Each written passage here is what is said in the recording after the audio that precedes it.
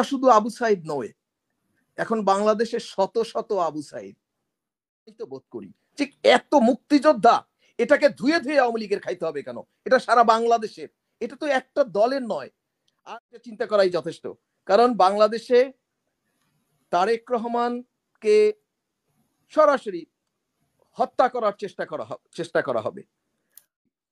আবু সাইদ, আমার কাছে মনে হয়েছে যে আবু সাইদ যে চেতনা সৃষ্টি করে গেছে, আমার মনে হয় 20 বার আমি তার ভিডিওটা দেখেছি। গুলিবিদ্ধ অবস্থায় সে আবার দুহাত ছড়িয়ে নিরস্ত্র অবস্থায় বলছে যে আবার গুলি করছে, এই যে দাঁড়িয়েছে।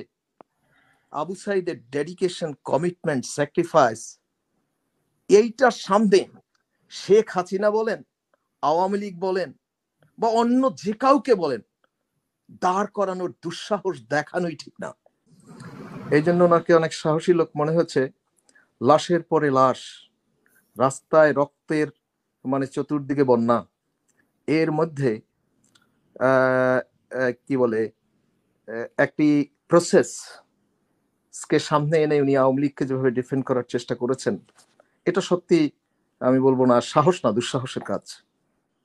আজকের এখন তো আর কোটার মধ্যে এই আন্দোলন সীমাবদ্ধ নেই, এই আন্দোলন এখন চলে গেছে সেই জায়গায় এতগুলো লাশ যখন দেয়া হয়, তখন আর সেই গভর্নমেন্ট আর কোনো নিয়মতান্ত্রিক, কোনো সুস্থ, কোনো গণতান্ত্রিক বা কোনো কনস্টিটিউশনের দোহাই এগুলো দেওয়ার সুযোগ আছে বলে আমার মনে হয় না। দেশে কিল করার ক্ষমতা পুলিশকে, র্যাবকে, সরকারকে সরাসরি দেয়া হয়েছে কিনা।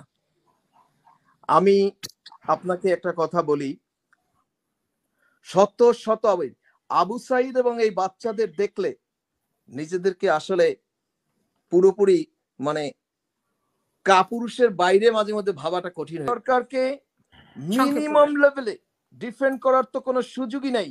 আমাকে অনেক আওয়ামী লীগারদের সাথে আমার দেখা হয়েছে, কথা হয়েছে, তারা লজ্জায় অনেক আওয়ামী লীগার বলছে আর আওয়ামী লীগ করবো না। রাজনীতিকে এবং বিএনপিকে সমালোচনা করার জন্য যেই কথাগুলো বলেন, তাদেরকে বলবো 1975 সালের 15ই আগস্টের পরে তারা কিন্তু বলে নাই শেখ হাসিনাকে আপনি আসেন না কেন, আপনি আসেন, আপনি আওয়ামী লীগের হাল ধরেন, এতগুলো লাশ পড়লো, এই 15ই আগস্টের ঘটনা ঘটলো, তারা কিন্তু সে কথা তখন তাদেরকে বলে নাই। তো এই কথাগুলো যারা বলবে যে আজকের যে ভারপ্রাপ্ত চেয়ারম্যান এখানে আছেন উনি কেন যাচ্ছেন না, তাদের জন্য আমার মনে হয় 75 পরবর্তী শেখ হাসিনার অনুপস্থিতি এটাই যথেষ্ট, ওটা চিন্তা করাই যথেষ্ট। কারণ বাংলাদেশে তারেক রহমানকে সরাসরি হত্যা করার চেষ্টা করা হবে।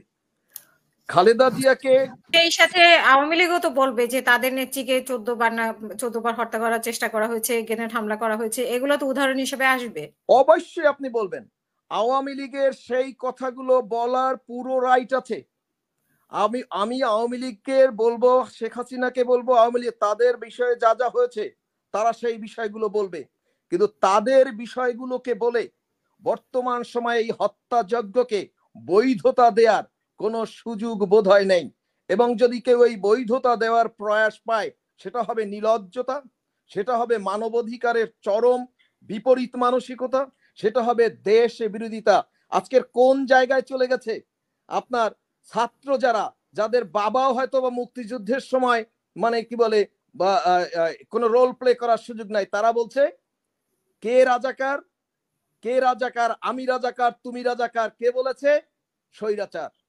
ঠিক এত মুক্তিযোদ্ধা, এটাকে ধুয়ে ধুয়ে আওয়ামী লীগের খাইতে হবে কেন? এটা সারা বাংলাদেশের, এটা তো একটা দলের নয়।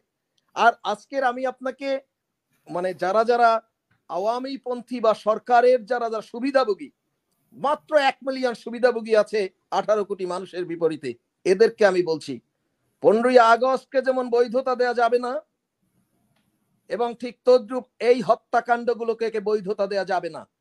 এই হত্যাকাণ্ড যার গেছে সে অনুভব করছে, কাল যদি আপনার সন্তান, আপনার স্ত্রী, আপনার পুত্র তারা ক্ষতিগ্রস্ত হয়, তখন হয়তো আল্লাহ রাব্বুল আলামিন আপনাদেরকে উপলব্ধি করার একটু মানসিকতা হয়তোবা দেবে। আল্লাহ রাব্বুল আলামিন ওই চিন্তাকারীদেরকে হেফাজত করুক এবং হেদায়েত দান